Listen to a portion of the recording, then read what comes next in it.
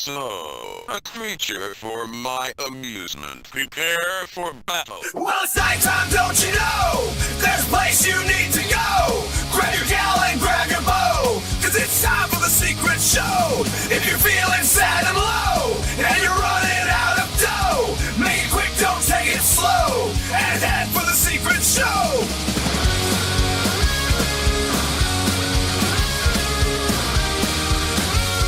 It's time for the secret show! Well, now, hello, everybody. SATURDAY night. It is Saturday night. It is time for the secret show. SHHH. You don't have to be quiet about it. It's fine. Willie, my man, you're a godsend, my friend. Appreciate you. I can't read that. Greetings, y'all. It's a secret show.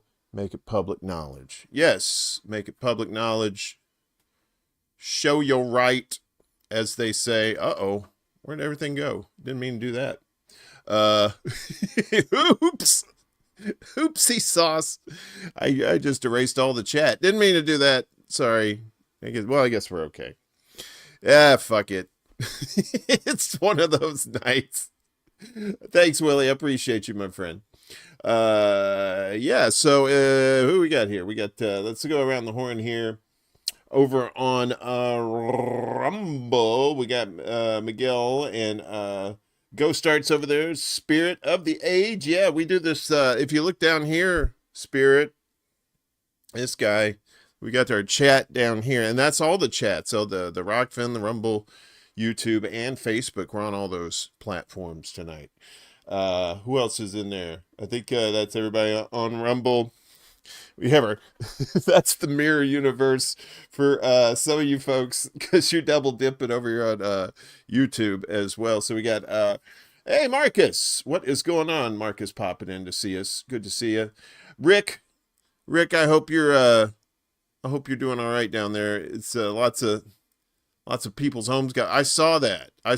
They said you got a half a year's worth of rain in one day, I think. That's crazy. That's a lot of fucking rain, dude. I hope you and yours are well down there. Stay dry, my friend. Miguel's in the house. Good to see you, Miguel. And we got Wesley. Good to see you, Wesley. Desert Mantis rocking and a-rolling with us. Who else we got? We got Chuck's Intergalactic UFO Show, Intergalactic, another dimension. Max Sarjay saying nice things in the chat. We have a very sweet chat. Everybody's very sweet. Jay Bird in the house. Hey Gramps. Wow. Look, I shaved all my shit off. I left like this little patch here to make it look like I was cool. I hope I'm not anybody's grandpa. That means I'd be somebody's daddy, and I'll be somebody's daddy, but not that way. In the fun way. I know I saw of course Willie's here. Cowboy Kitty. Good to see you, buddy. And my lovely bride Kate is here, or she was cleaning the kitchen, I think. Let's see. Steve Gee, aka Ghost Start. I told you, man, we have some double dippers. Who else is in it? Man, this mouse is driving me bat shit. I think I got everybody. Oh, CBC voter way off the top there. Good to see you. And all our lurkers, if you're lurking out there, good for you. We love it when you lurk. We pay extra. Yeah. I think I got everybody. So far. Let me go down to the bottom here. Oh, Global's here too. What's up, Global? Good to see you, buddy. So yeah, Marcus, you're doing your shows on Sunday nights, or right now? I think that's a good spot. I love it. That's a good spot for your. That's a good Sunday show, I think. I mean, Saturday nights is good, but I think Sunday nights. It's just like you got a little something extra to watch on Sundays. So, if you're not watching Political Matrix, make sure to check them out there on YouTube and Rockfin. Are you on Rumble too? Are you on that? I know you're on. I know you're on Rock. Or, I think you was trying Facebook too. You was having some problems with Facebook the other day. Man, Facebook is cray. It is. I probably shouldn't say that. I'm probably not allowed to say cray. Fuck it. I'm gonna say it. Yeah. So make sure you obey the magic chicken here, or he'll lay an egg of death and destruction. So if you like, share, and subscribe, all this stuff, you'll be spared the wrath.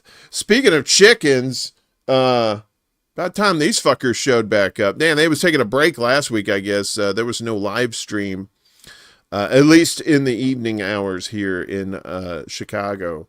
Of course, Chicken City over there at in Eastern Canada, if you're into that sort of thing.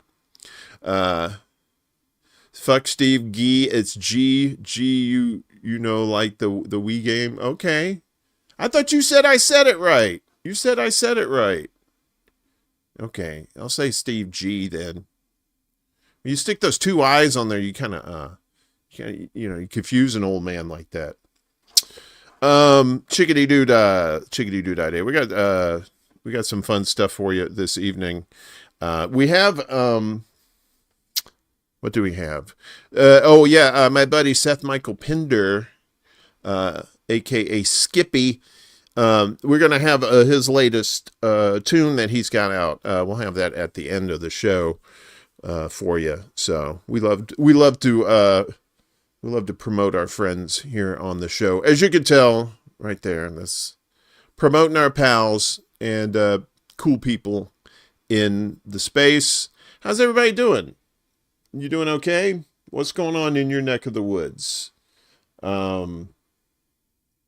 Yeah. It's a nice day today. It was like in the 50s today. I think it's 47 right now. Ooh, noms, yay! This is my black sheep, Tribble. If you didn't know that, so he's like, he's always watching. Shh. Every time I do that, it looks like he's giving me a blowjob. He's not. He doesn't have a mouth. He just has googly eyes. Well, folks, what a week it's been. We had a super long show yesterday for morning extra. That turned into afternoon extra. It was terrible. No, it was good. I mean, the news was terrible, but it was a fun show. And of course, appreciate the support for that, everybody. So we have, I have a few more videos this week than I usually do, and hopefully you'll enjoy these. And if not, well, you don't get your money back. Sorry, that's not a thing, not anymore. But I like fruit. I don't know. I think people should eat more fruit. Get your fiber, get your vitamins. I think, we care about you here at The Secret Show. We want you to make sure that, you're getting your fruits, and especially the fruits that look like testicles. But apparently they're not all testicular fruits, but they might be. So this is like weird fruits for you weird fruits. Enjoy. The salmonberry, a traditional favorite among the First Nation peoples of the Pacific Northwest. This fruit looks similar to a golden or red raspberry, but with a slightly hairy texture. Its taste is a mix of tartness with a mild sweetness. Number 4, the rambutan. Often considered the hairy cousin of the lychee, this exotic fruit is widely enjoyed in Southeast Asian countries like Thailand and Indonesia. Its soft white flesh surrounds a seed and has a taste that's a bit creamier and sweeter than a lychee. Look at that. Number 3, the medlar. regular. Also known as monkey bottom, this unusual fruit was highly valued in medieval times. When freshly picked, it's hard, sour, and even inedible. However, after a process called bledding, where it softens as it ripens, it takes on a rich flavor similar to spiced applesauce. Number 2, the star apple. Native to Panama, this fruit is named for the star-shaped pattern seen when sliced. It's also known as the milk apple because of its milky white juice. The flavor is often compared to a mix of various tropical fruits. Number 1, the mangosteen. Referred to as the queen of fruits, this exotic gem has a thick, dark purple rind that contrasts beautifully with the bright white flesh inside. Though it resembles garlic cloves, the fruit is soft, juicy, and has a uniquely sweet flavor. Yeah, that's nice. I don't know what's up with the thing here. That's this was working earlier. It seems a little bit out of sync. Sorry about that. Yeah, so you know, it's good to have fruit options, folks. And especially testicular looking fruits. I'm just saying, if you're going to put something that looks like balls in your mouth, at least get some nutrition out of it, get some vitamins and minerals, that sort of thing. You know what I mean? It's just one of those things where, you know, you might want to shave it first. Do you have hair in your special place? I often do. I was going to kind of do a food theme kind of thing, but, you know, I said, well,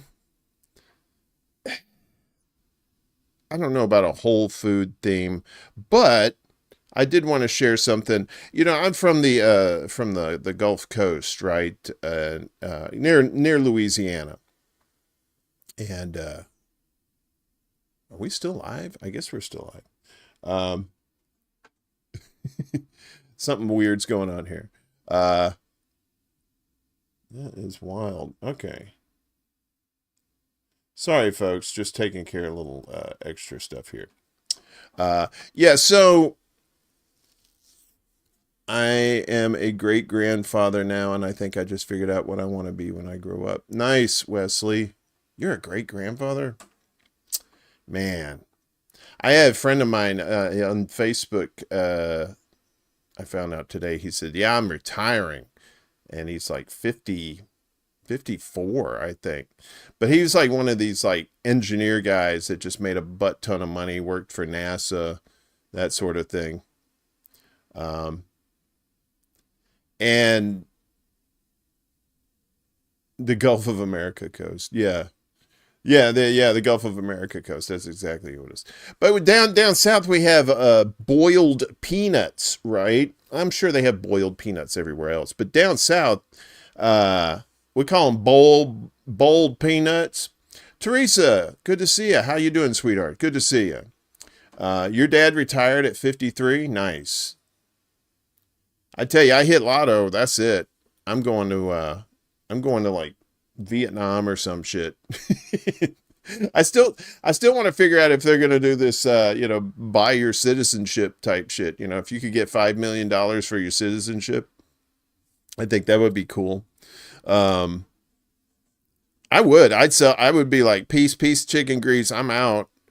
At $5 million and as old as I am, that will last me the rest of my life. So I'm totally down for the clown. So that we grew up like going to ball games and rodeos and stuff like that. And usually they sold them boiled peanuts. Yeah, no, Mexico is looking real good right now, isn't it? I would. $5 million. I'd be gone. Find some place that had social programs and yeah, just let it ride. Wait for the condos in the Grand Canyon. Yeah, I know, right? Beachfront property. When the ice caps melt, and they're gonna. Oh, that shit's gonna happen. So anyway, I thought maybe you'd like to see how it's done, how they make Louisiana boiled peanuts. Let's watch. Louisiana boiled peanuts. We're going to do a little experiment at the end. Dump your raw peanuts in the clear water at a rolling boil. You want to dump the peanuts into fresh water. Yeah, make sure your nuts are in fresh water. Don't put your nuts in salty water because they're already salty. If you know what I mean. About an hour, no seasoning. They've been boiling an hour. Now we're gonna add some seasoning. We're gonna add your salt, 1 pound of salt, 4 pounds of Louisiana Crawfish Company seafood boil. Stir that around. Oh, it smells good. Cover it up, cook it for about another hour. If you turn that on its side, you will get more And then it shoots out all the propane at once, then you can't bring it back Then to you a turn boil. your fire down. They've been boiling for hour number 2 in the seasoning. Now you want to cut them off. Let them soak for about another hour. We're going to take half of them out in about 30 minutes and do a little experiment. In about 30 minutes, we're going to do our dusting test. Woo, those look good. It's time. Let's take them out. Tell me which pile you like more.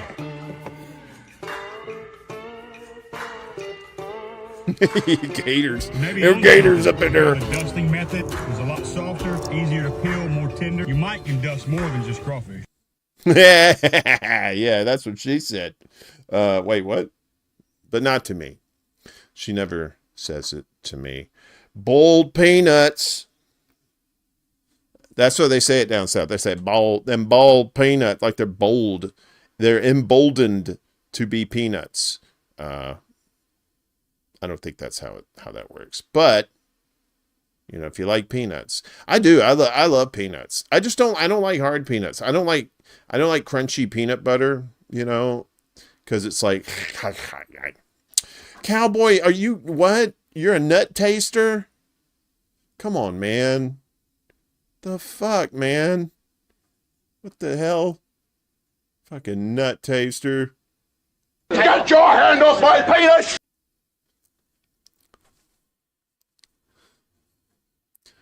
Teresa says, I've done some nut soaking and sprouting in my day. Oh, wow.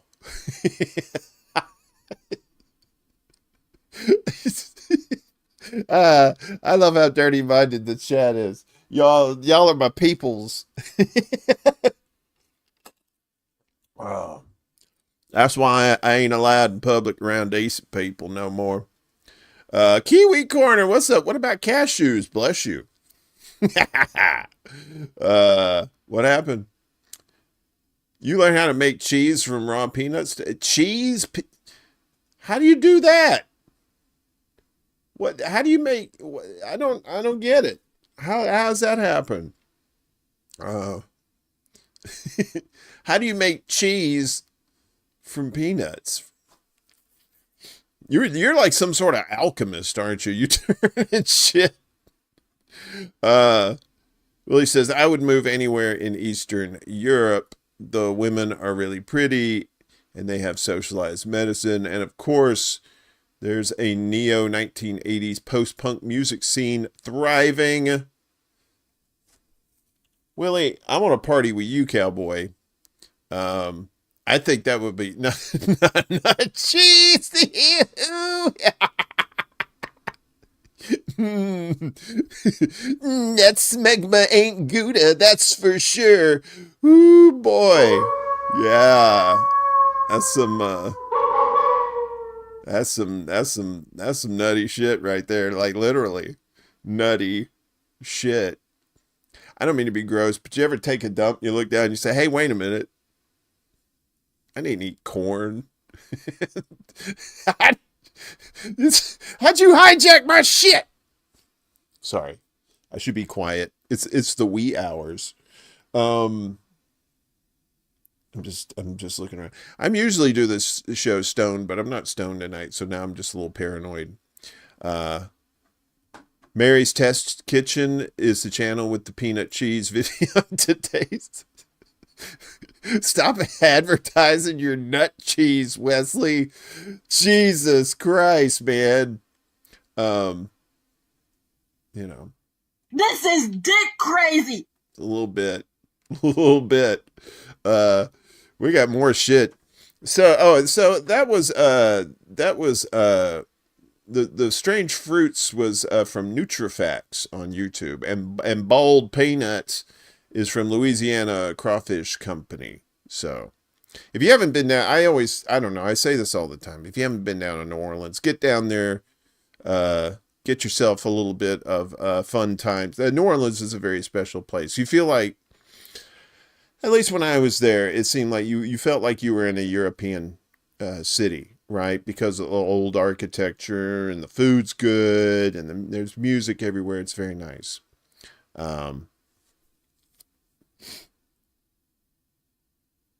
Kate said, "Don't want me." Look, Kate, it's natural. All right. Pooping is a natural thing. There's even books that says everybody poops. See, everybody poops sometime. That's a song. Well, it is now.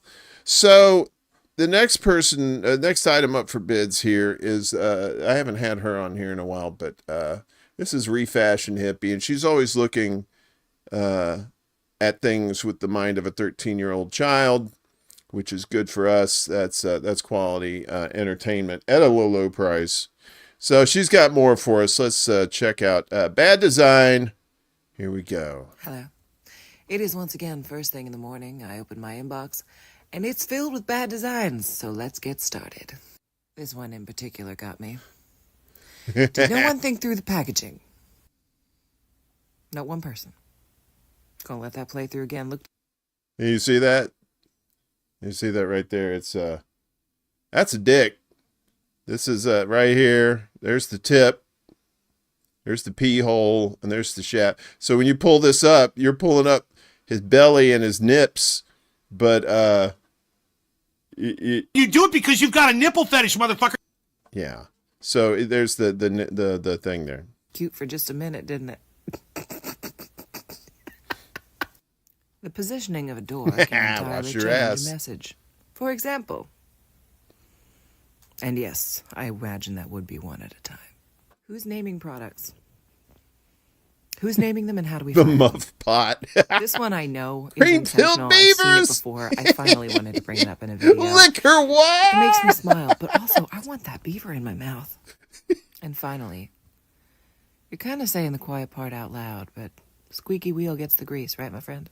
Sleep with me. This is some sort of tea, but it's called Sleep with Me. Anyway, it seemed a lot funnier in my head, I guess. But it was fun. I love seeing like that. Yeah, you're right, Chuck. That was probably very very on purpose with the bear dick.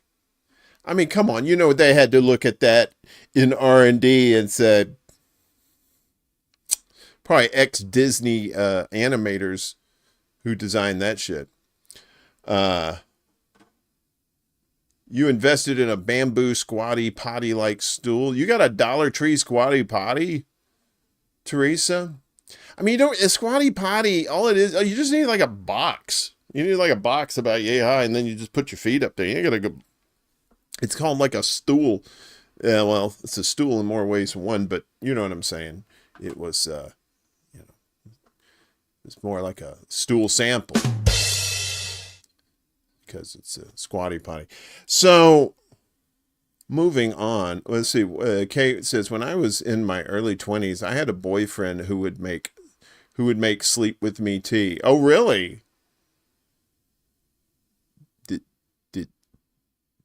Did you sleep with him? Or did you sleep with you? It kind of backfired on him, and you drank it and you're like, I'm going to sleep with me. Yeah. So it's Cosby. Come on, you want to sleep with me, Theo. Come on. It hugs the toity. Yes. Whoa, Jesus. That ain't sleeping, lady. What the hell? That's not sleeping. And that's why I'm crazy as fuck. Fucking ain't sleeping. And if you're sleeping while you're fucking, then Cosby done got you. Oh my goodness. Roofie. What's the old joke? It's like you got a cloth, you say, hey, does this smell like chloroform? Yeah, the first thing you know, old Dead's a millionaire.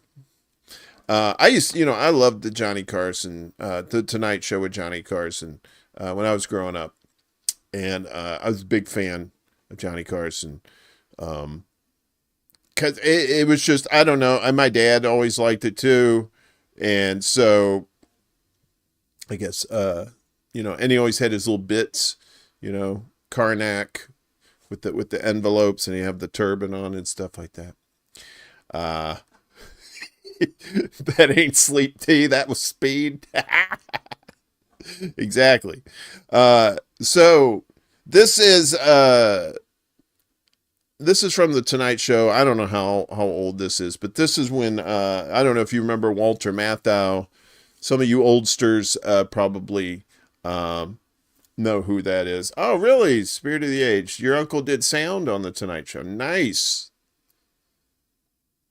I got out to LA too late because I think Carson died in like 93 or something like that.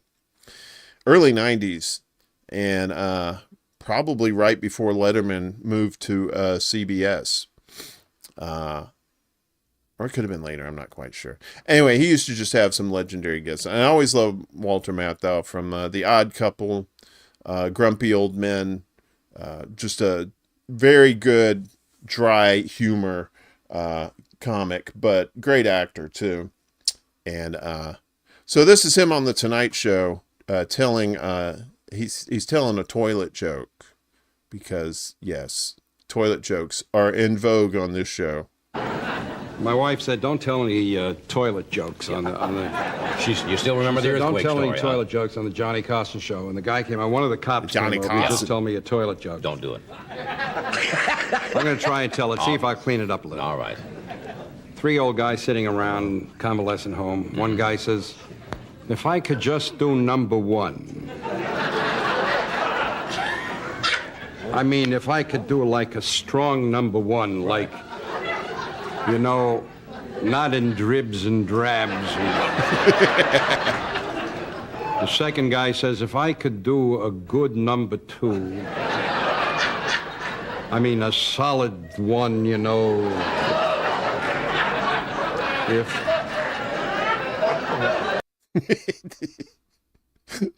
Oh, the build-up is great. The squeeze, and it comes out, it's terrible. Third guy says, "I do wonderful number one, like torrential rains in Pango Pango." Pango Pango. Like the Mississippi River. He says, "That's at 7:30 every morning. And 7:35 in the morning, I have a wonderful number two." He says, "Like Mount St. Helens." He says, "Is erupting. That's at 7:35 in the morning." So the other guy says, "So what are you complaining about?" He says, "Well, I don't get out of bed till 9.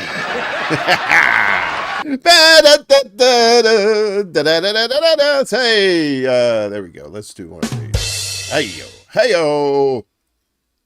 I'm just your kind of asshole. Well, he's somebody's kind of asshole. I just thought that was great. I do a number one at 7:30, a number two at 7:35, but I don't get up till 9 o'clock. Yes. I think so, yes.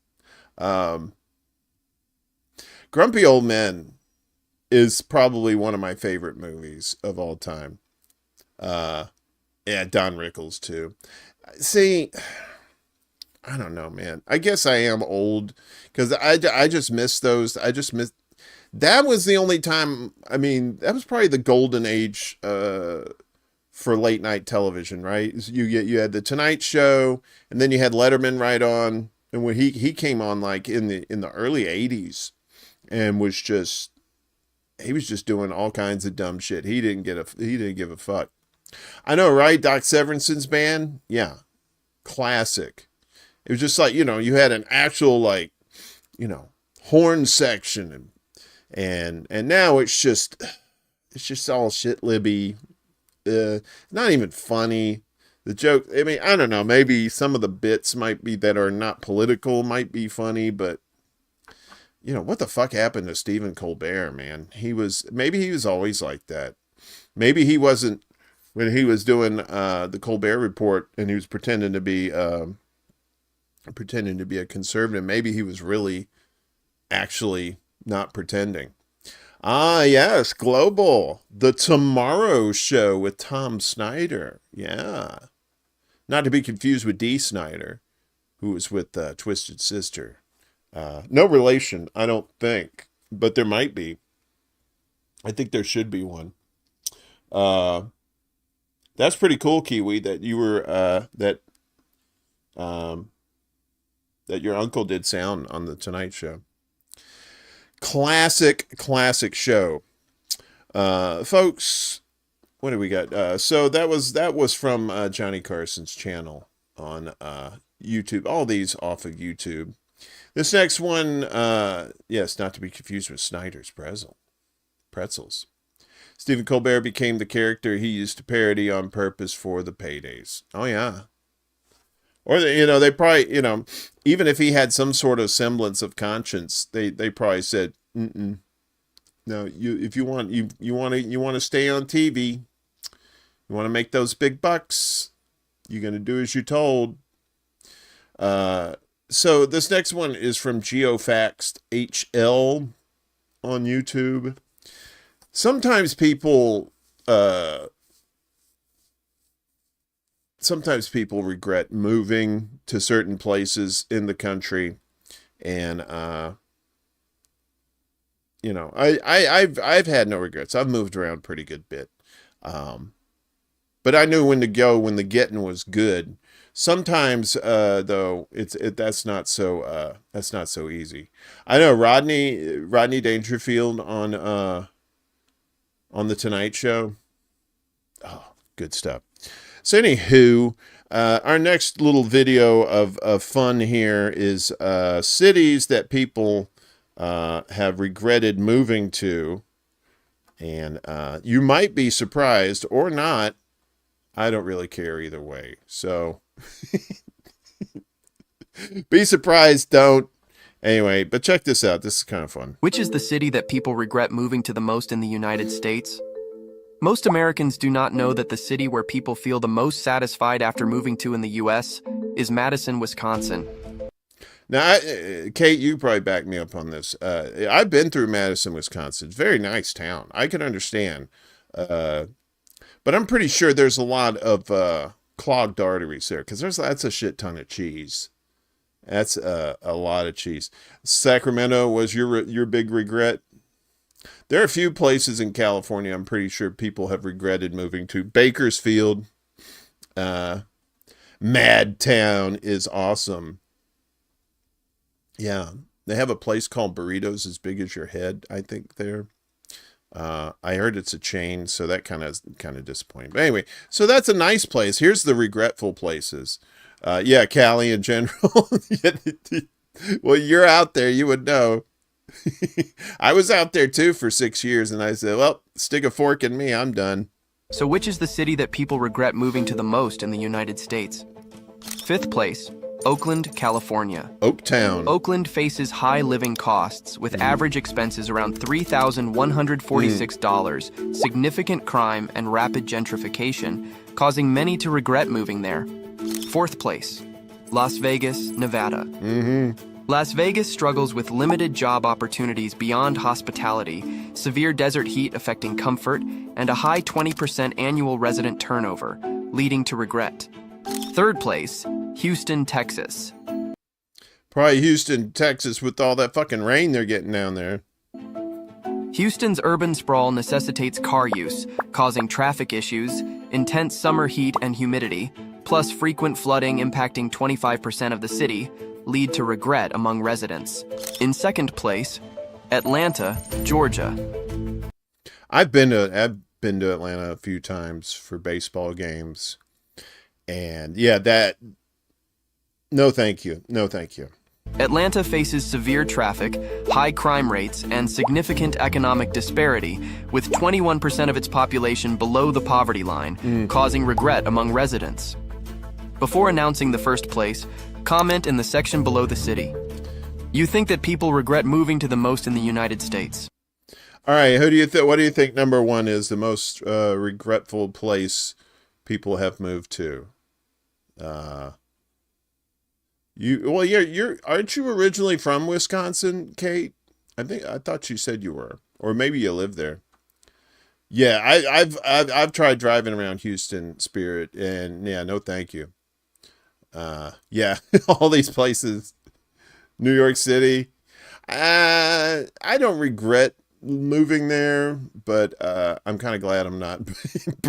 Berwyn, Patterson, New Jersey. Camden is probably the worst town in New Jersey. Fresno, California. You guys, well, I'm trying to see who's closer so far.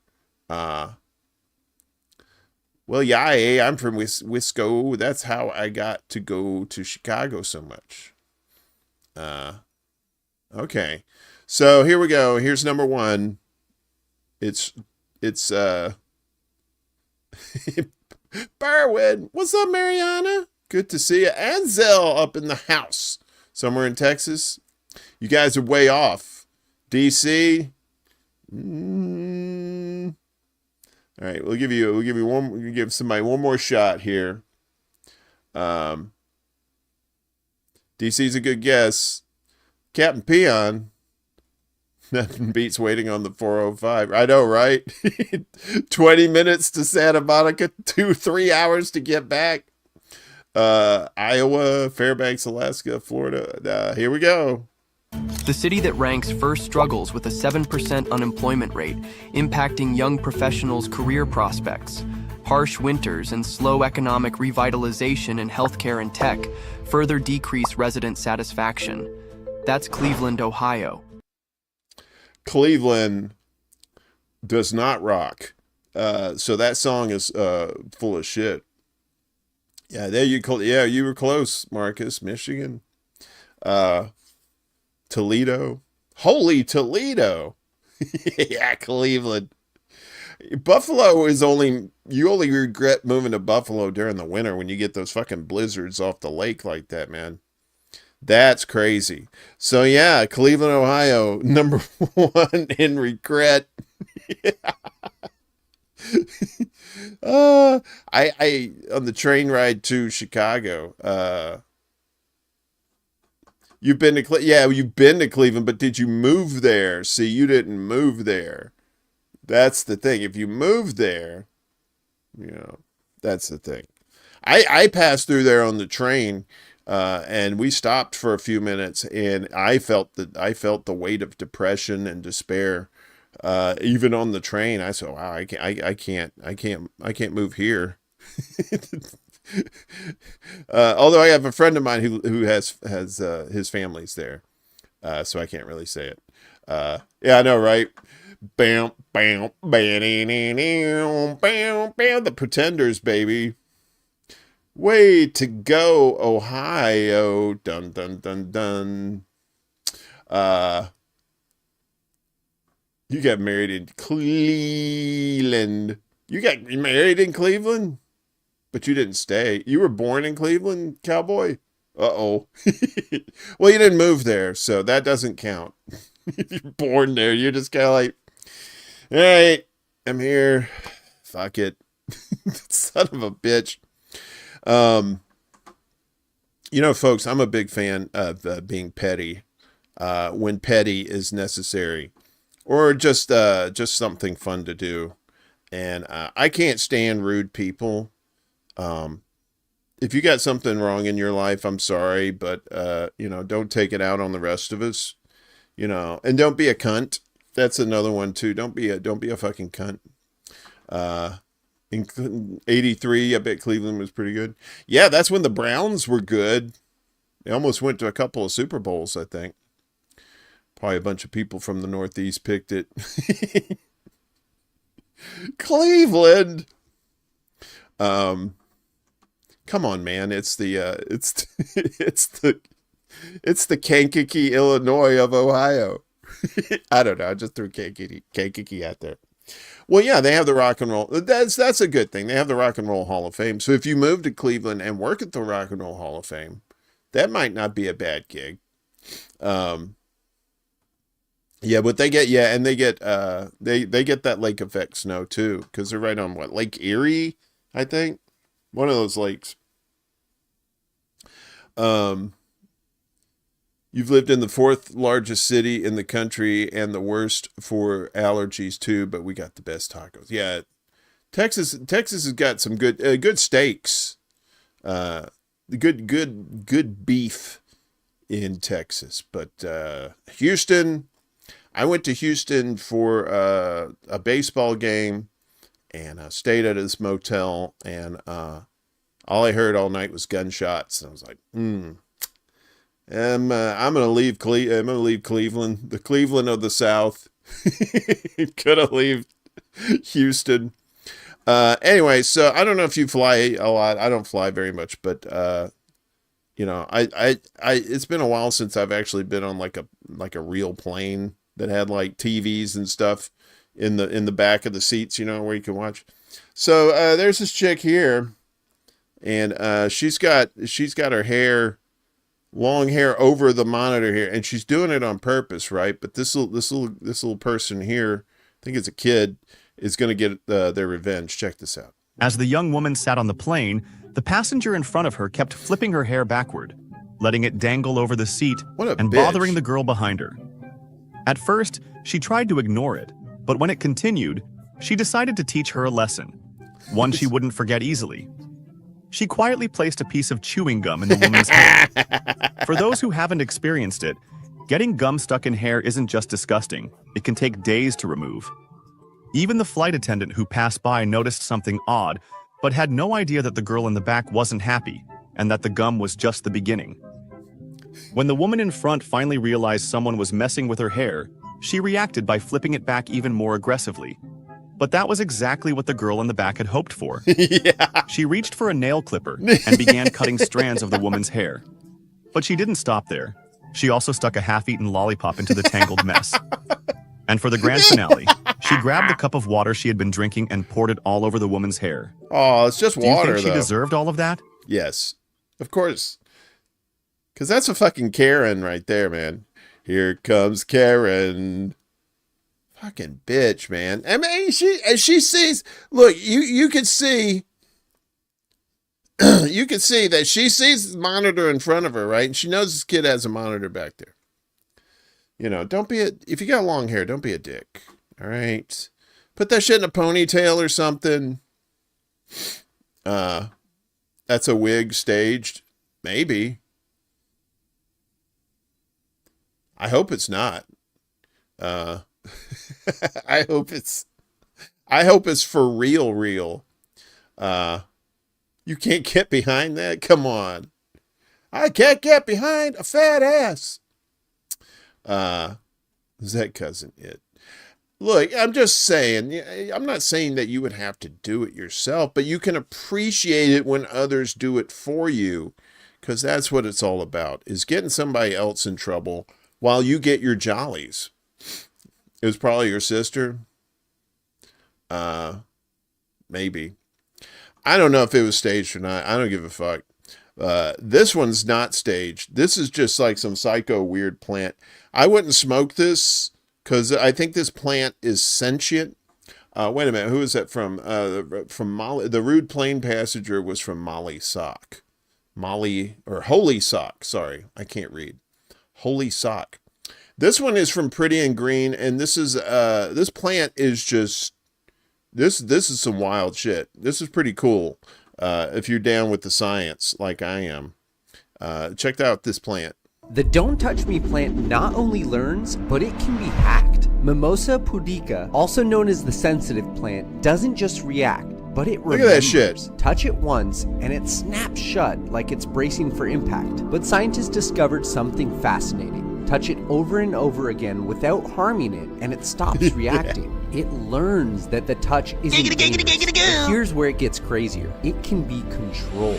This plant sends electrical signals through its stem, altering its internal water pressure to fold its leaves in self-defense. A neuroscientist took this a step further, connecting a Mimosa pudica to a Venus flytrap. When the flytrap sensed movement, it sent an electrical impulse to the mimosa, instantly shutting itself.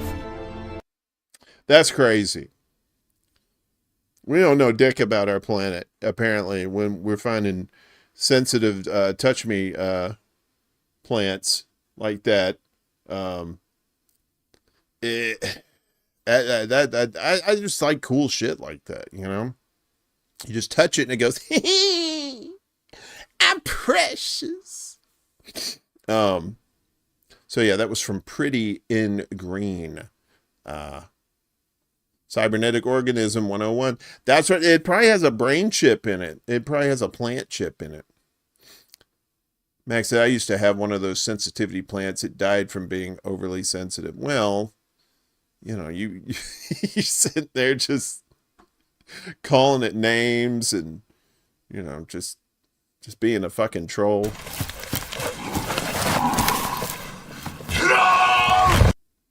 Yeah, so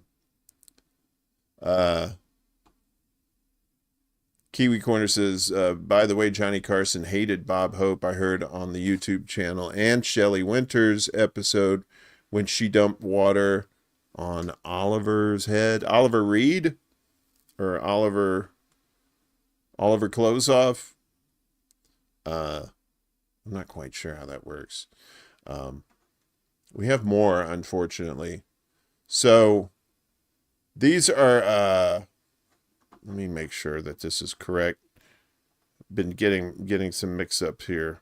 Okay, so I don't know if you ever see these street interviews, the little man on the street. Some of these are just kind of like, wait, what? kind of out there, and this is no exception. This is one of them. So let's enjoy this. Ooh, ee, ooh, ah, ah. Y'all call me a monkey. No. How many genders are there? I don't know. I just got here. Yo, is our generation cooked? Yeah, pretty much. Yeah. Why? Look at us. What do you call a female barber? Barbarian. Ian for like different girls. Oh, female barber, barbarian. Salon, we call that salon. Damn, I forgot the name of that shit. I know it balls up and it's like a shield. I forgot Armageddon, some shit. Armageddon. That's not a deer. I don't know. Illuminati. Man, this is like smarter than the 5th grader type shit. A big ass squirrel from Monegasco. What the fuck is that? Oh, that's super nasty. One of them niggas right there on 14th Street.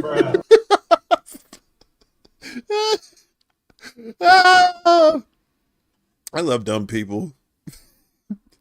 Dumb, harmless people are great. The dumb people that have power, that's not good. That plant needed a support animal. I know, right? The Illuminati. What the fuck you call that shit, Illuminati?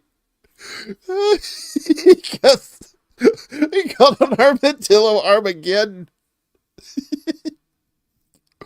Oh shit! How many genders are there? I don't know. I just got here. That's fun stuff. So that was from Mr. Purified Water on the YouTubies. It was one of those Cleveland squirrels. Oh shit. I'd love to do that. I'd love to do like a man. I should do that. Go out, man on the street, and just ask people just dumb questions and just see what kind of crazy fucking answers you get. Oh shit, folks. I don't know if y'all like Maury Povich or not. You know, You Are Not the Father. We have the DNA tests. He always had the envelope, but he'd have people on with just some crazy ass fucking phobias, right? This one in particular. So this is like some 6 weird phobias on Maury Povich. Hang on a second, I can make sure. Everything's good here. I haven't watched Maury Povich in forever. I can't remember the last time I watched that show, but I wish I would have seen these, because these are just wild. Look at these people. And they always run to the back room, too. So just spoiler alert. Here we go. You've been scared of olives. You eat olives? No, we can't eat them. Okay. Bring out the olives. Bring out the olives. This is Mariah. She's 18 years old, and she is deathly afraid of pickles. My name is Mariah, and I hate pickles. I hate everything about them. This is Pickles dick are crazy. My life. People make fun of me. I feel ashamed. Peggy is deathly afraid of cotton balls. I can't see them, I can't touch them, I can't hear them. I can't see them. I can't touch them. They make a noise. They make a noise? Oh my Putting it on a plate tell of everybody cotton balls. what you are deathly afraid of. Aluminum foil. Is it the noise? It's the look. The and look? the noise is. And the noise. Yeah. Look at that. That's bringing out some Bring out shit. the bird. Sandy? Now this I can, okay. The bird I can understand, all right? Yeah, some people like critters, okay, sure. And parrots, they're not exactly like teeny tiny, so. Peaches. This peaches.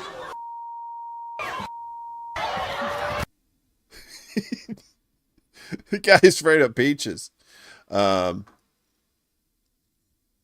afraid of not being sexy, you know, but yeah, that's not a real fear. So yeah, that was some Maury Povich shit right there for you. I hope you enjoyed that. Normally they always, it's funny they I guess so many people started running off stage that they had to put in the back room with the couch so that they wouldn't run back and destroy all their shit. They're like, look, if you're going to freak out, they probably told them this before the show. Look, if you're going to freak out, just go up the ramp. There's a nice couch for you to dive on and hide in. Okay. Millions of peaches, peaches for me. Millions of peaches, peaches for free. Yeah, what about nectarines? That's Scary Peaches. That was my porn name. Wait, what? You know, one of the Allman Brothers is scared of peaches. Well, not anymore. He's dead though. I don't laugh at death. Death laughs at me. Anyway, we have a few more videos to go here. How's everybody doing? You're surviving the show so far? Are you living the good life? Are you out of harm's way? Man, I shaved today. I thought, can I get this itch right here? And I thought, okay, well, I'll shave. And then it's still itching. You think some woman traumatized him with peaches? You mean like she came up with like a big ass and he was just like, ah! Big assophobia? 60% of Israelis are allergic of Palestinian olive seed oil. Aha. Peaches. You think he plays for the other team, Marcus? That's fine. So he's like, yeah, so a nectarine, would that be like a shaved vagina? Would that be? We got I think we have shaved pussies on this show coming up soon. Yeah, right after this next one. So speaking of peaches, we got shaved pussies coming up here. So this is kind of a public service announcement for you. Oliver Reed, yes, they got hit with water. I remember that. That show. Or at least I've seen that video of it. So that was from Tyst, TYST. The Maury thing was on there. This next one is from AMSI, AMSI. Here's some weird channel names, but whatever. And this is more of a public service announcement. So gas prices, among everything else, seems like are through the roof. And it's bad enough that you're getting gypped when the oil prices come down and your gas prices don't. But turns out some of these gas stations are ripping you off too. So this is a little, this is one of those the more you know kind of things.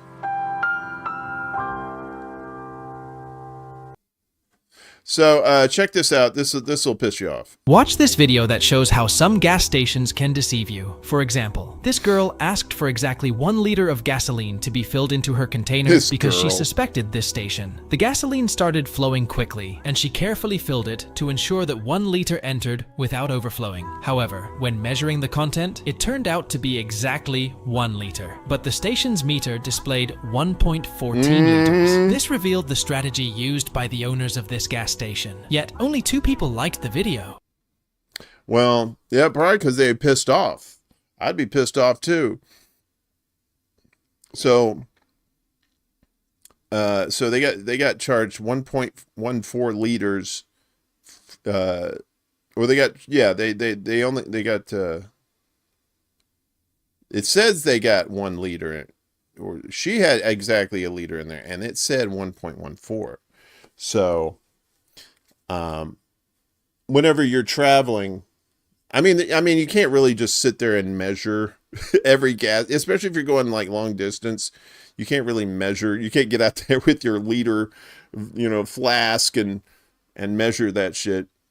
But it's good to know that even gas stations are ripping you off.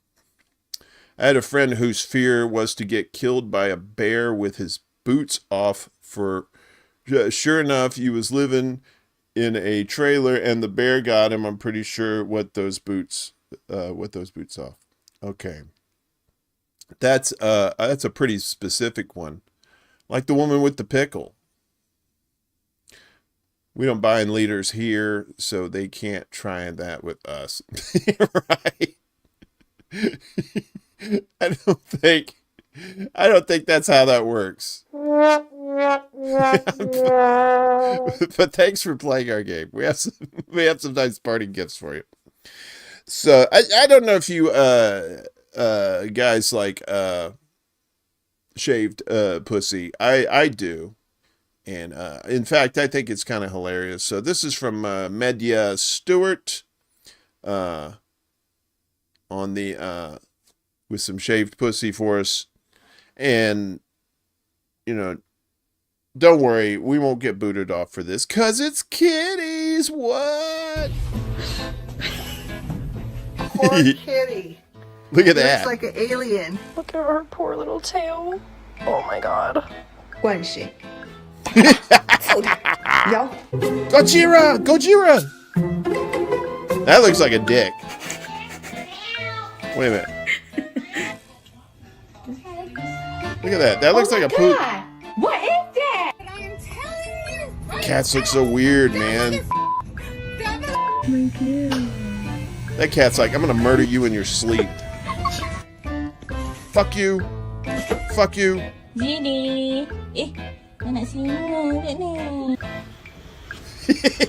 Oh, my poor little guy.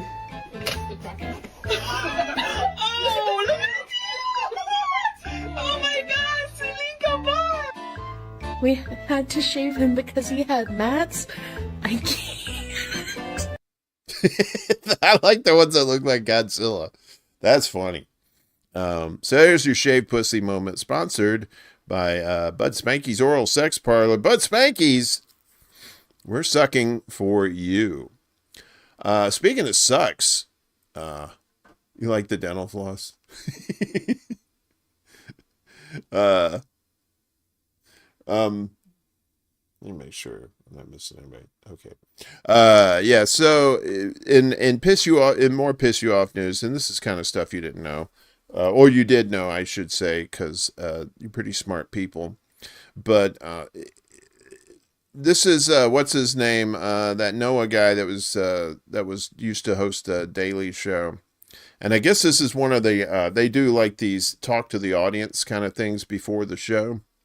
And I think this is one of those things. And he's talking about why it's impossible to tax billionaires, right? And this is why. You cannot tax billionaires on the shares that they hold in a company because it is an unrealized gain. You're worth 300 billion, but we can't tax you on those stocks because you haven't sold the shares, so you don't like have the money, right? But you're worth the money, but you don't have the money. And so, and I understand the argument. They go like, no, you don't have it. It's just what it's worth, because it will also crash, and then you have nothing, so we can't tax you on it. Then Elon Musk offers to buy Twitter, and then he says, I'm putting up my Tesla stock as collateral. He now goes to private equity and banks and like other rich people and whatever. He goes like, can you guys borrow me the money to buy Twitter? And then he's like, I want to buy Twitter because I don't want to sell any of my Tesla shares. So I want to use your money to buy Twitter. And then it's like, but then they're like, what are we loaning it against? And he's like, well, my Tesla shares. Then I'm going like, wait, so you can buy a thing based on what you have, yes. But when we want to tax you, you can say, I don't have it. It's such a fun game that like billionaires get to play because all their money is in that, right? Like if you earn your money as a salary, your money just gets taxed. That's it. Yeah. So, and that's the thing. It's the stock market is a casino, right? Just because you have Tesla stock doesn't mean it's solid gold. It's been losing money. It's been kind of volatile lately. It goes down mostly, then it'll come back up a little bit. And that's the thing. It's like normal people like us. We can't do that. We can't borrow against stocks. You know, the bank will be like, "The fuck are you?" It's like putting all your chips on red on the roulette table, right? And the ball and the wheels turning, the ball's spinning, and you're asking the bank, "Hey, I want to take a loan, my collateral or these chips that are sitting on red." Oh, you're gambling with it. Yeah, but I still own them for now. Yeah. It's how the government destroys money. Yep. That's why you have your Nancy Pelosi's in there who have the insider trading. Yeah, exactly, Kiwi. That's not even loans. That's just government subsidies, right? That government welfare for corporate welfare. They'll get bailed out, and then they'll turn around and buy back stocks and artificially inflate the price. That's the game. That's how and then they don't get taxed for it because it's like they don't have money. It's not actual money because it's stocks. That should be illegal. You shouldn't be able to take a loan out on stocks. That's just ridiculous. Think of all that collateral that just crashed on Musk's lenders recently. Yeah. Income is taxed. Stocks, even capital gains, can be untaxed. They have loopholes on that too. Yeah, they have all kinds of loopholes that you and I don't have. Even Musk's brother dumped his Tesla stock. Nice. And all these protests around the world too, against Tesla and Elon Musk. That's the thing. People think Elon Musk is some fucking genius. It's like, no, he was born to his dad owned a diamond mine or some shit in South Africa, so he's always been rich. And all he does is he just buys people's ideas and then turns them into his own. And all these dumbasses are like, yeah, man, he's a fucking genius, man. He's gonna go. That motherfucker ain't going to Mars. He's not going to Mars. He's not even getting a Mars bar from the candy store. You know what I'm saying? He's not getting that sweet treat. And what was it? I saw, I think Scott Ritter was on Danny Haifong's show, and he said that Elon Musk was a revolutionary. I'm like, what the fuck happened to that guy? I don't know. Fed. So, that was, what was it from? I don't know what that was from. Where was it from? Yeah, Dispute Beast. That was the name of the channel that video came from.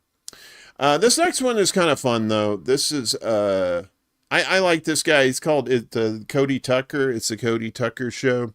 I don't know if you've seen, this is what the gentleman looks like right there. Very informative guy. And he's got the Stevie Nicks t-shirt. That's pretty cool. So these are word origins, and he does a few of these, and this one's pretty cool. So get your learn on. Here we go. Back in 1400s France, a bell would ring at night to remind everyone to extinguish the fires in their fireplaces. This would make sure that the flames wouldn't get out of control while people were sleeping. So they would literally cover their fires. The old French word meaning to cover was couvrir, and the word meaning fire was feu. The combination of those two words is where we get the word curfew. In the Middle Ages in Venice, Venetian glassblowers would often be in the middle of making an intricate bottle when they would realize that the glass was flawed. So they would scrap it and turn it into an ordinary plain glass bottle. The word for that disaster of a bottle is the word that we still use to mean a complete failure. Fiasco. There you go. The more you fucking know. We already did that bit. I'm not doing that again. But yeah, I didn't know that's where those words came from. I wonder where the phrase fuck up came from. Is that French too? I hope so. You think Ritter's a dumbass? Yeah, I mean, he was a weapons inspector. All right. And now he just seems to be like this geopolitical expert. I'm like, that's not your wheelhouse, dude. Entomology is fun. Pornography's fun too, if you do it right. Have you guys heard lately that they found some shit underneath the Giza pyramids? Excuse me. Apparently they did some sort of like sound radar kind of thing, and there's like all kinds of crazy shit underneath the pyramids, the Khufu pyramid, I think. So this is Chris Leto, not to be confused with Jared Leto, but he's like he's younger than me, but he's an old Air Force guy, and he's always doing like these UFO and UAP type videos. And this is what he's talking about. The technology they use to look underneath the pyramids is pretty cool. How can you SAR map underground? Radar energy doesn't penetrate, right? And if you hear experts talking about ground penetrating radar as well, it's much lower band, right? They're not going to get good resolution, and they can only go 15 to 30 meters. So initially, I totally wrote this off, right? But then a friend of mine said, hey, maybe you should check it out. And then I started looking into it and finally kind of blew my mind. So I asked you to have an open mind here and think that this actually could be technically feasible. So the researchers' March 15, 2025 press release says it's a 2-kilometer subterranean network under Giza's 3 pyramids. This builds on their 2022 paper that's a peer-reviewed paper in remote sensing using SAR Doppler tomography on the Great Pyramid. That was what really interesting to me. So it's not just SAR that they're using SAR tomography. They processed 9.375 gigahertz signals, claiming micro vibrations, 0.01 to 0.1 millimeter is what they could actually claim to pick up coming off of the pyramid. From Cairo's bustle or seismic hum revealed these internal structures, determine the actual makeup of underground structures. And if you have a satellite that's tracking many different kilometers in space, right, totally different viewpoints, perspectives now, the argument is you can actually detect and using advanced processing, figure out what's underground. Yeah, so they use this technology, right? They tried using like ground penetrating radar. It didn't go down deep enough. They tried using, I think, sonar. They tried using, well, they didn't. They tried using the LiDAR. I think that's what it was. But this sonar hybrid tomography thing, they found like these columns. Like they said, this shit goes down like 4,000 feet. Was it 4,000 feet? Something like that. All this shit underneath the Khufu pyramid, and like these columns, and they have winding staircases around it. Infinite sewage system. You saw that. Everybody seems to think it's some energy thing. How about grain storage? The priest's duties involved baking bread and distributing grain at one point. Yeah, I've heard that too. Sabine did a scalding debunk. Yeah, and the guy, the Egypt guy I can't remember his name. The antiquities guy in Egypt, he's always poo-pooing shit like that. He don't want anybody. They think there's like chambers underneath the Sphinx, and Nikola Tesla, not the car company. Nikola Tesla thinks that the pyramids were used as power plants, right? Because of the way, because inside the pyramids there's no hieroglyphics, right? They don't look like tombs, and they've never found any bones or anything in those three pyramids. They're in the Valley of the Kings. That's where they found King Tut, and so those were burial chambers. But the actual like big three in Giza, it's wild. I don't know what the truth is, but I think it's yeah, I know. Well, that's the thing. The Egypt antiquities guys said no, they won't let them dig. They won't let them excavate underneath them. Oh, that's the link there. I'll check it out. Yeah, there's a few people that have tried to debunk it, but they're standing by the technology, saying that it works. But you know, I don't know. You know, I watch a lot of Y-Files too, so my brain's kind of biased that way. But he talks about that how there was a gold capstone on there too. Like the pyramids themselves were coated in limestone, right? You have granite, and it was some sort of like chamber in there that was producing hydrogen gas or something, and it would just like, I don't know. Also, there's a theory going around that the Egyptians didn't actually build the pyramids. They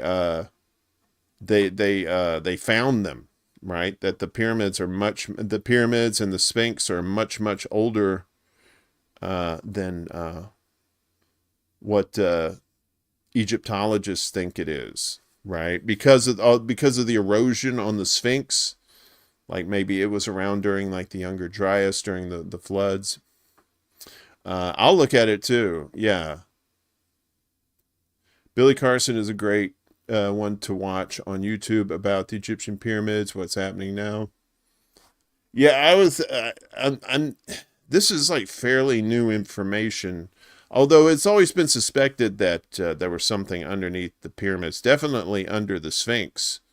You know, not the sinks.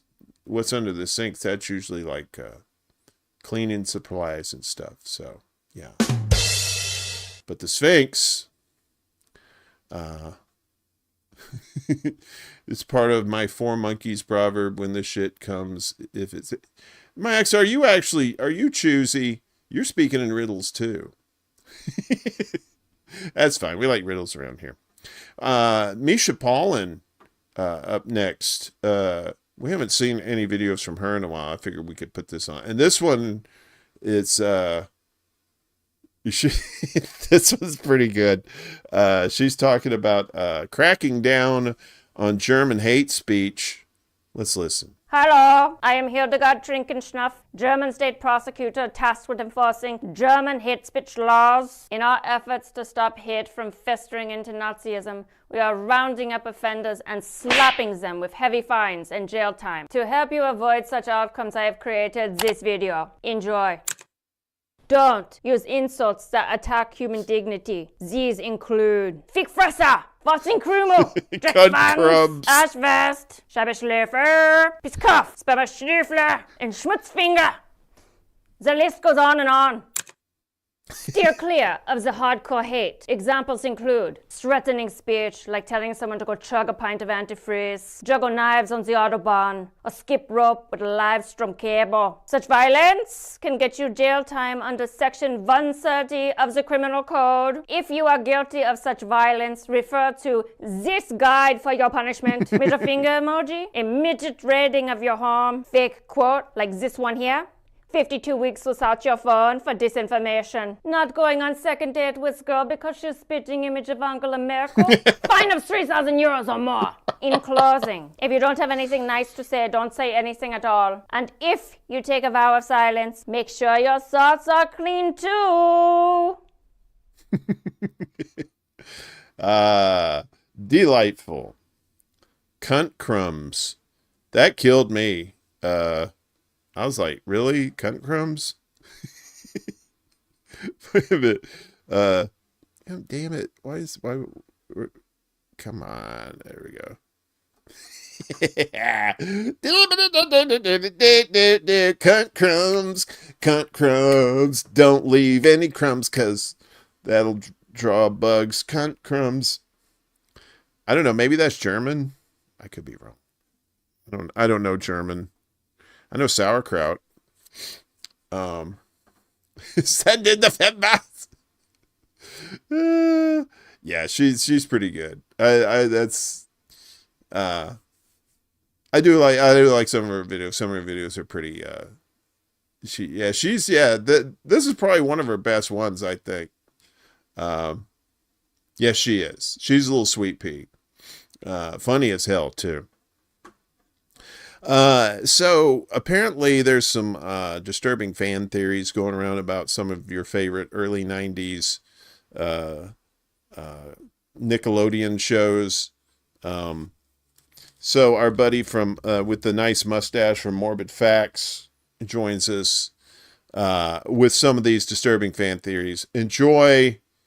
May God have mercy on our souls. Disturbing Fan Theories, Part 5. The Rugrats Never Happened theory states that the Rugrats were all a figment of Angelica's imagination, invented by her to cope with her parents being absent from her life. Proponents of this theory list tragic backstories for each of the babies. Chucky died in 1986 along with his mother, explaining why Chaz is always such a nervous wreck. Tommy was stillborn in 1988, which explains why Stu is always making toys in his basement as a coping mechanism for the son he never had. The DeVilles had an abortion in 1990, and Angelica couldn't figure out whether the baby would be a boy or a girl, so she created the twins Phil and Lil. Eventually, Angelica grew up and stopped having these delusions, until she began experimenting with various narcotics in her teenage years, bringing her back to her childhood and the creations she'd obsessed over. This would explain how all the Rugrats return in the sequel series All Grown Up.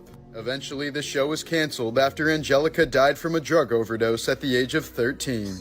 Jesus. Disturbing Fan Theories, Part 4. Fans of the show Hey Arnold have always questioned why Arnold lives with his grandparents while the show makes no mention of his actual parents. People have theorized that it's because Arnold's grandparents are his true parents and lied to him about his parents being explorers. Arnold's football-shaped head is merely a case of hydrocephalus, a birth defect that causes fluid to build up in the brain. Since the risk of birth defects can significantly increase among older couples, Arnold's grandparents likely blamed themselves for his condition and couldn't bear to tell him the truth about his parentage. The theory even goes so far as to say his name came from a form of hydrocephalus called Arnold-Chiari malformation. As a result of his condition, Arnold was bullied and had no friends, so all the characters in the series are simply a product of his imagination. The theory points out that the rest of the characters also have oddly shaped heads, and that Arnold imagined them this way so that he could feel normal. Disturbing Fan Theories, Part 3. There's a very popular urban legend that claims Walt Disney had his head cryogenically frozen immediately after he died. with the hope that he could be revived in the future when technology makes it possible. This was done because Walt Disney's brain and creative ideas were far too valuable to let die. His head is rumored to be hidden underneath Disneyland's Pirates of the Caribbean ride or Cinderella's castle. Believers in this theory point to Disney on Ice and the movie Frozen as deliberate attempts by the Disney company to cover up people searching about Walt's frozen head.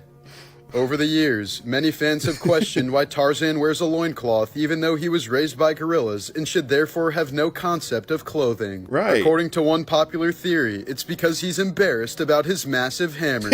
Humans are known to have proportionally much longer members than other species of apes, likely as an adaptation from walking upright. Meanwhile, gorilla schlongs can only reach about 2.5 inches at their longest. So Tarzan probably started wearing the loincloth after being viciously bullied for his oversized prick upon reaching puberty. So that's Morbid Facts guy there. Conspiracy, I think is his name, but his channel's Morbid Facts. I thought that was funny. I never saw Rugrats or Hey Arnold, so that was for some of you younger folks who are in that shit. But the frozen head, I'd heard that story a long time ago but Disney on Ice and Frozen. I never put those together. I thought that was that's good. Oh, you're lurking? Okay, my man. Good to see you. You're still waiting for Ted Williams to take the field again. Did they froze him too, right? He'll be back during Futurama once we have like all the flying cars and shit. So this next one is I've been trying to I watched some of these pretty good. This guy, Mr. Ballin, not to be confused with testicles, but Mr. Ballin from the YouTubes, that is. He tells like all these weird stories and stuff like that. I love those storytelling channels, right? And they tell you all these, there's some that are like fiction, your pure fiction stories, like short stories, sci-fi stories that they do. And you have some sort of video up there, but it's mostly just the audio. But Mr. Ballin, he's pretty good. So he's got this one. This was a funeral prank call, but was it? ? So let's check this out as I do that, and then we'll do this. This is why you might not want to hang up on that prank caller. October 21st, 2012 was quite possibly the worst day of Maria Menezes' life. Her murdered son's body was lying right in front of her in an open casket inside of her home. They were mourning his death. And now, even worse, this prankster was calling her on her phone to tell her that Gilberto was actually not dead at all. He was still alive. But hours later, when Maria was still standing in front of her son's casket, she heard screaming coming from the front of the house from other mourners. And she could not believe who was walking in the door. It was Gilberto. And he said, "Mom, I'm alive. Come here, pinch me." It would turn out a day earlier, a man who looked exactly like Gilberto happened to die, and Gilberto's brother misidentified this man as Gilberto, hence the mistake. The prank caller was Gilberto trying his best to convince his mother that he was still alive, but ultimately when she hung up on him, he just had to go to his own funeral to prove it. Yeah. That's what I want to do. First thing is just to scare the shit out of people. They're like,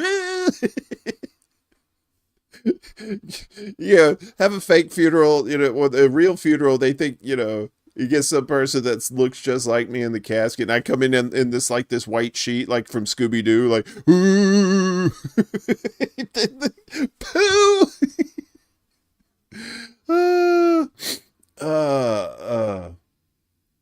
Yeah, that is a good channel, Mr. Ballin. He's one of those good storytellers. Bedtime Stories is another good. They have really good artwork that they do. It's for their telling these spooky stories and wartime stories too. Marcus and anybody else that's been in the military, you probably appreciate that channel. They talked about all kinds of crazy shit that's happened in the military, like them seeing UFOs and Bigfoot and shit like that. Or hear me out. You don't say anything and live another life entirely. I know, right? That is your total chance to escape. But isn't that wild that there was some guy like in the same town that looked like his doppelganger was in the same town and then he died? That's wild. That's probably the weird part of it. It's like this guy, this person. I mean, we got that 1, 2, 3. Okay, we're chugging along here. I don't know. I don't think would you want to meet your doppelganger? Because it's been said that people have a twin somewhere on this planet. Death at a Funeral Live. Yeah. I know my twin is very successful. Is probably rich, has a beautiful wife, beautiful kids. So I'm the mirror universe version of myself. So I think with shit going on in the world the way it is, we're definitely in the Star Trek mirror universe. Colin Oates. So one of the staples on this show is the Solidjj cartoons, and they either go after DC or Marvel, and they even go after like some of the Pokemon stuff.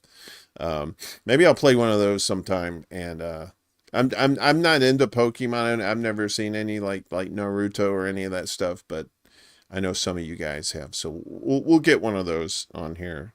I don't get the jokes because I don't get the thing. But I get these jokes because these are old school. Right now they're picking on Marvel. And this is Solidjj. And I don't know if you remember the Submariner, who's basically the Marvel version of Aquaman, Namor. So apparently nobody likes Namor.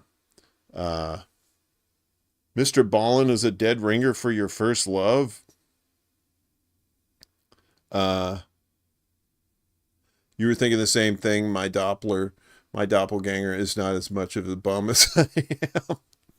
We're in the mirror universe. Come on, you know that.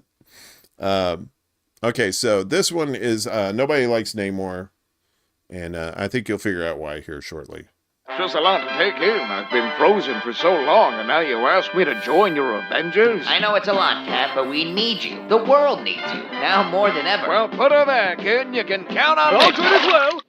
Who's this guy? Oh, God. I am Namor, the Submariner! Namor, King of Atlantis, Lord of the Sea. Yeah, I know who you are. Well, no matter. I shall join your team. No need to beg. Whoa, slow down there, Chief. This isn't some kind of social club. We can't just let any random guy up the street join. I just emerged from the ocean. Look at this. Who wears this? Yeah, welcome to New York. Captain America! Welcome to Is that New really York. you? I'm telling you, I saw that dream. Steve Rogers, I live and breathe. You look as if you hadn't aged a day. The man frozen in time. Frozen in ice, actually. Wait, you know this guy? We fought side by side during your Second World War. We even had our own team back then, the Invaders. Ooh, I don't like that name. That name has a weird vibe to Look, it. he's not going to give up. Just play along with it. Okay, Namor. What is it you do? Just about anything. I have super strength, swim quick, and can communicate with aquatic life. No, I wouldn't consider that anything. Just about. I said just about. I feel like everyone here checks off 1 or 2 of those. Well, talking to sea life has its uses. Like maybe you could summon a bunch of sharks or something. I sure can. I would just need a few days' notice. Like talking to fish? See, I can talk to them, but not control them. I need to see who's available and go from there.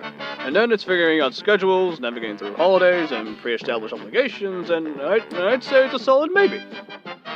Yeah, I don't see this working out. Captain, certainly you can vouch for me. Look, Namor, you were great when we were fighting warships and all, but we're past that now. There's not a lot of crime occurring in the deep seas. Unless they were robbing a sea bank. Nord Stream. You charming son of a bitch. You'd be shocked by how often my oceanic services come in handy. Yeah, speaking of which, I was frozen in ice, adrift in the ocean for like decades. Where were you during that, huh? I visited. Fuck you when you visited. Suddenly, my powers don't seem all that useless now, huh? You didn't do anything. Not true! A few sharks started gnawing at the ice, and I was there to say, hey, stop that! They didn't immediately, but after a while they stopped. But had I not said anything, they might have kept on going for like a few more minutes. Do you know how long it takes for a shark to gnaw through ice? Shorter than you think. give me a guess. All right, No, Namor. seriously, give me your best estimate. Yeah, we're gonna pass on this. Oh, yeah, what a shocker. Picking on the guy who talks to fish. Real original. Well, most other aquatic men type heroes have more going on for them. You're just an asshole. Enough! I will not stand for such ridicule from mere men such as you. I am a king. I do not need any validation from you pathetic lots. I am Namor, Imperious Rex. What are thy wings for? Oh, what the fuck? Yeah, you got like little wings on your ankles. Those? Yes, I can fly. There is no fucking way you can fly with those. Yes, I can. All right, fly. So, it's windy. I need to cut my jacket Well, on. yeah, no, so no, fly. no, no, So you no, got- no. Okay, fine. I'll fucking do it. Holy shit, that's actually really cool. You should have led with this. Holy shit!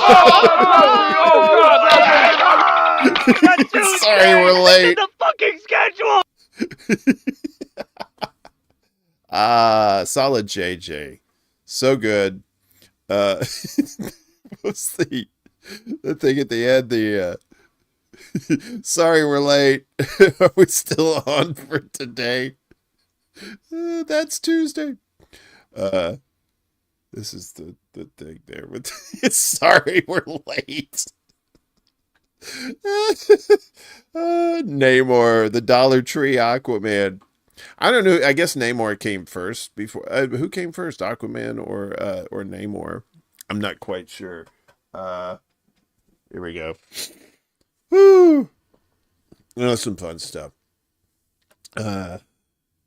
Solid maybe is my answer to absolutely everything. Yeah, there was a Pokemon running around the turkey. Yeah, I saw that. We did that story yesterday, and they had this picture of like these riot police, and there was protests, and then there's this Pikachu. It's just right. It looks like the Pikachu was levitating too. I'm like, what the fuck is that? So yeah, you guys know I'm a pretty big nerd, and which is fine. There's nothing wrong with that. I was always fascinated with the future, like what the Star Trek would say the future was like, right? So yeah, I would say, are we going to have a Star Trek future where all our needs are met and all we have to do now is just go out in space and look for shit? Or is it going to be like Alien or Aliens, the movie, where it's just space is just corporatized? And well, so far it looks like it's going to be an alien future. So yay! Aquaman, Marvel ripped off everyone from DC. Yeah, DC, I mean, Superman, Batman, they've been around forever. Yeah, Marvel didn't come along till later, right? I don't know. When does Spider-Man? I think, wasn't Spider-Man the first one? I'll have to look that up. Damn, homework. So anyway, so this is Orange River. He does a lot of Star Trek type content. And he's talking about the Star Trek future and the economy and how things work money-wise with Star Trek. In Voyager, Tom Paris says that around the 22nd century, money went the way of the dinosaur and was replaced with the New World economy. Now, I've discussed on this channel my thoughts on the whole no money situation in Star Trek and how the writers have tried to have it both ways across the franchise. There are references to pay in the original series, although these can retroactively be regarded as colloquial in nature, since the events of the voyage home serve as early indication Earth has moved past currency. Does it mean exact change? Before joining the Federation, the Ferengi regarded its economy with disdain, marking a clear distinction between their own hyper-capitalist system and the Federation's more humanistic approach. One way the writers have gotten around a lack of money in Star Trek is with the Federation credit. On-screen credits have been used almost exclusively when dealing with external actors, such as when Uhura buys a Tribble in The Trouble with Tribbles. And the Federation most likely uses credits as a medium of exchange with other cultures, that still practice traditional currency-based economics. Benjamin Sisko makes a reference to running out of transporter credits when he was attending Starfleet Academy, but this is most likely different from credit in the fiscal sense, more like an energy allotment, similar to the meal plans at modern colleges and universities. In any event, it's pretty clear that when it comes to day-to-day transactions, most citizens on Earth don't need to use money even before the invention of the replicator. They don't need to pay for meals, they don't need to purchase housing, etc. In capitalism, everything revolves around money. That's just a basic observation of reality. So yeah, Earth in Star Trek is post-capitalist. Post-capitalist. So, and if you're not down with what Star Trek's picking up, or whatever the phrase is. So Earth goes through like this a third world war, and then you have Khan and the humans that are the enhanced humans, the eugenics wars, and so Earth. It seems like the population of the planet has to literally hit rock bottom before anything happens. So we need Ephraim Cochrane to get working on that warp drive, so we can get them Vulcans down here to give us replicators. And that's the thing. It's like in Star Trek, you could take like you could get a pile of dirt and you could put it in a replicator and turn that into food or something like that, right? You're just basically, because you can't create something out of thin air, or maybe you can, because you can't destroy or create anything. You can only convert it, like energy. But if you think about it, like, what if we all had like replicators, right? We'd never have to worry about food, for one thing. So there'd be no more grocery stores, maybe, unless, and there would probably be like kind of enhanced farmers markets if you wanted to get like something that wasn't, maybe the replication doesn't make something taste as good as something as you grow physically. And I think people would still want to grow food just for the joy of actually the process of growing the food, knowing that you actually, started from a seed and turned it into something that's can feed your family, right? But we're also talking about things that would make housing materials. So basically your housing is free. It would all depend on these replicators. That's the game changer. And obviously that's probably something will probably never happen, but if it does, it's probably going to be in the far future. None of us are around. So in the meantime, enjoy capitalism. It's delightful. I heard it described as a system akin to the transporter, but capable of rearranging matter into any desired matrix. Yeah, exactly. If Doctor Who was real and our world had to deal with Daleks, I would be able to tell people how they can fight Daleks without even the doctor to help out. Well, yeah, because you're learned. Willie, you're a learned person. You know this shit. But I mean, look at what we got. We got 3D printers, right? It's probably the closest thing we have to replicators right now, right? But even that, you're converting what? Plastic cable into we can make poop. I mean, we can make fertilizer, and that's what the Martian did in that movie, The Martian. He used his own poop for fertilizer. Although somebody was critiquing that, and they said you can't just use your poop for fertilizer because there's all kinds of toxins in there. So you'd have to clean your poop. Clean your poop. That's why we say wash your ass, because you may need to grow food with your shit. Yeah, Wes, I think the 3D printer is like the if you're comparing like a wood like a giant animal bone that cavemen used for a weapon, right? As compared to a nuclear bomb, let's say. That's where that we're right. The 3D printers right now compared to replicators is where we're at. But eventually, Lord willing, the technology is going to advance to where you'll need less material to put in there in order to create something, which I just find that fascinating, because well, that's socialism, man. That's like y'all getting my money and giving it to poor people that don't want to work.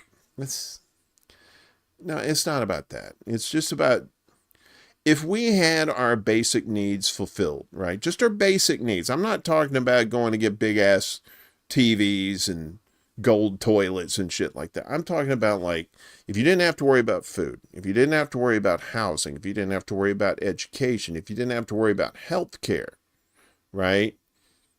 Or even like basic clothing, our society would be a hell of a lot more progressive. But I think we're being suppressed by the powers that be, one, for control, to control us as human beings, but to what end, right? Is it all just for power and greed, or is there an actual end game to where are we being suppressed for outside purposes? Like, you know, was there ancient advanced civilizations or people that, or beings that came here and fucked with our DNA and, you know, it advanced our evolution? I mean, it's a lot. It's one good reason to smoke pot, because then you can think about those things. Control and servitude, yes. But is it indefinite though? I mean, it's just like, is it just a constant turnover of controllers and masters, if you will, if we're talking about servitude? I mean, I guess so. The acquisition of wealth is no longer the driving force in our lives. We work to better ourselves and the rest of humanity. Picard. Exactly. But I mean, think about it. I go back to Nikola Tesla. We could have had free, 0-point energy over 100 years ago. There have been several people who have come out with these engines that run on water or run on air, that have been suppressed by the government, have been suppressed by these energy companies, right? It's, if you had these replicators, if you had these, free energy type things, there'd be a lot of people with big, big money. Your oil companies gone overnight, unless you would still need oil for plastics. But if you replace plastics with hemp, that's another thing that, that's why hemp has been, they consider hemp illegal in a lot of places, because the timber industry, they'd rather go around, chop down all these trees that suck out all the CO2 out of the air, instead of just growing hemp, which is just, trees, it takes forever. You cut down a tree and you plant a tree and you have to wait like 10 or 20 years and then you get another tree. But if you grow hemp, you can do, I mean, hell, the Constitution's made out of hemp. It's crazy. Constitution, Article 1, Section 8, government shall mint and tax to provision the defense and general welfare of the people. The general welfare. See, the constitutional folks, they tend to ignore the First Amendment, which is in the Constitution, and the general welfare of people.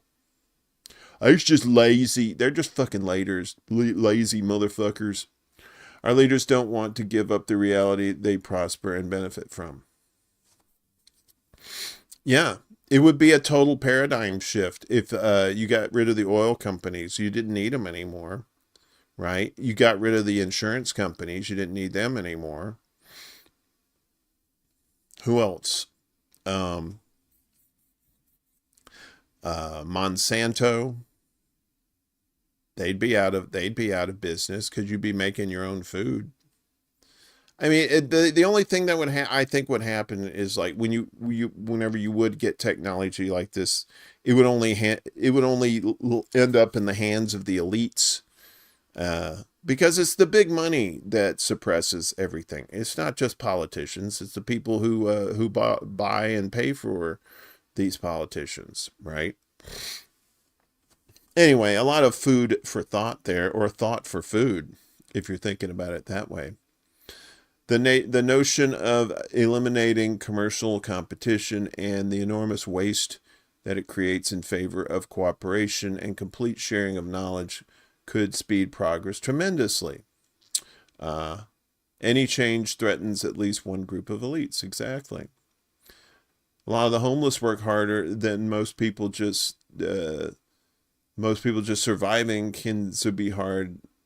It's unimaginable. Yeah, there's a lot of homeless people who have jobs. They work. The parachute that saved George Herbert Walker Bush's worthless life during World War II was made from hemp. Yeah. It's, I mean, in a vacuum, if you did all this stuff, like if you had like some sort of like commune, I'm not saying communism per se, because I don't think one form of economic system. I think we need like the Constitution, we need something that grows with your, and changes with your population too, right? Yeah, no more planned obsolescence, making things to last as long as possible, as efficiently as we know how. And they used to make shit built to last too, until they started not making money, because people were like, this shit's made too good. Why do I need another one? People keeping their cars for like 20, 30, 40 years. It's crazy. We could have all this stuff. But the powers that be suppress it because of power and controlling the masses. And that's why we're divided. That's why we have two different types of media, liberal and conservative media, if you want to call it that. I think they're both on the same team, but we all know that. But they're both meant to divide and conquer, keep us conquered. Well, folks, we've come to the end of the show, and I just want to say I appreciate all of you guys coming out and hanging out here on The Secret Show. It's been a good Saturday night. We got one more video. It's from my buddy Seth Pinder. It's actually audio. His brand new song, and I think it's pretty apropos to the economics that we were talking about. Remember who killed the electric car? Oil companies did. They sure as fuck did. Marcus, I don't know if you've ever seen that channel, The Y-Files, but they talk about a whole bunch of these different engines that these guys invented, and the inventors somehow just, ceased to live afterwards. Ain't it funny how shit works like that? So anyway, this is my buddy Seth Michael Pinder, middle class citizen. Enjoy this.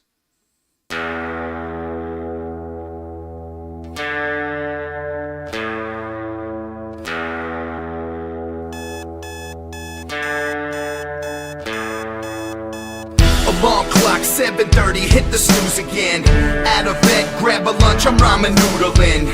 Things are tight, so I gotta keep it dirt cheap. No joke, I'm in debt about neck deep. Took the bus, cause my car's got a flat tire. 2 hours late to work, I hope I'm not fired. Bad luck, watch the clouds cover up the sun. Every notice I get says insufficient funds. I'm living the American dream, and every time I get ahead I fall way behind. Middle class citizen, then why? Oh, why am I broke as a joke? The bottom dropped down again, and I'm in a rut, and every time I swipe it says declined. Middle class citizen, then why? Oh, why am I broke as a joke? One day maybe I'ma catch a lucky break. No more bill collector call balls, yeah, that'd be great. That's a life that I could really be ready for.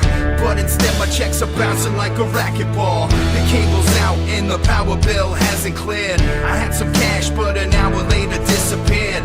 That's the life of a dude that only carries ones.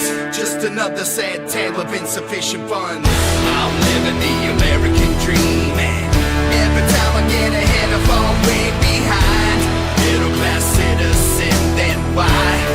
Oh, why am I broke as a joke? The bottom dropped out again, and I'm in a rut, and every time I swipe it says declined. Middle class citizen, then why? Oh, why am I broke as a joke? Why? Oh, why am I broke as a joke? Why? Oh, why am I broke as a joke? Then why? Oh, why am I broke as a joke? Why? Oh, why am I broke as a joke? Living the dream, y'all. Yeah, yeah, yeah. Broke as a joke. Paycheck to paycheck. Yeah, yeah, yeah. Broke as a joke. Yep. Yeah, yeah, yeah. Broke as a joke. Why even bother? Yeah, yeah, yeah. Broke as a joke.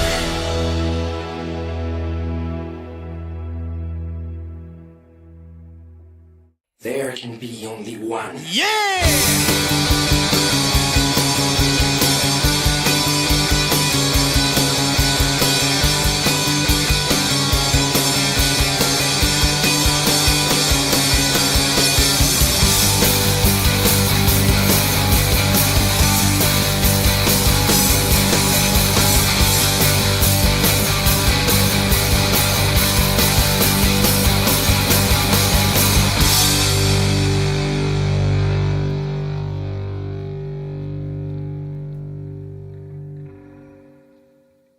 Nice to meet you. My name's Warren.